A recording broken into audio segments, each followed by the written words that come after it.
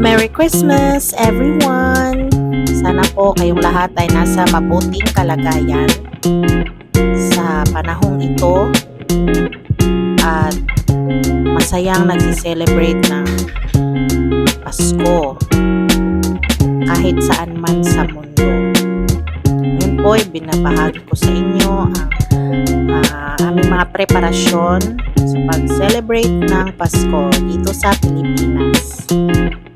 Yan po, unang-una malinis po kami ng kuko ng aking kapatid, si Mimi, para po presentable at saka pampering na rin po para sa aming mga sarili. And pag-uwi namin, ito na, nakagawa na ako ng mga dessert, mango float, at saka macaroni salad. Yun yung ginawa ko. And then, syempre, yung mga buto ng mangga, yan, kinain ni Mimi at ni Jana kasi matamis yung mangga. And, ito na nga, dumating na yung lechon belly namin. Bali, kami lang ng kapatid ko ang nagtimplan yan, tsaka nag-roll. Pinalechon lang namin doon sa lechonan sa labas. Ito na po yung aming handa sa Noche Buena. Yan. Meron man o walang handa, importante po ay masaya tayo. At may peace of mind po tayo. Yun po pinaka-importante sa Paskong ito. Yan.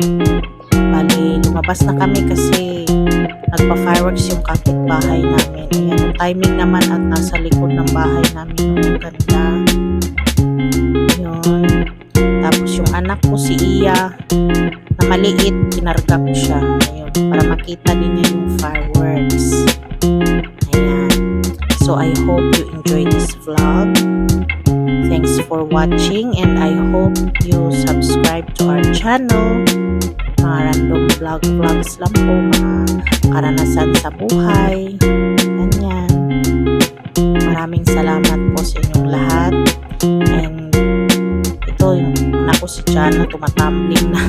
Nagpa-party na kami pagkatapos namin manood ng fireworks.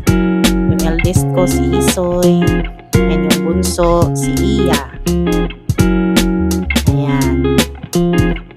Maraming salamat sa inyong lahat. Merry Christmas and a Happy New Year. God bless you all.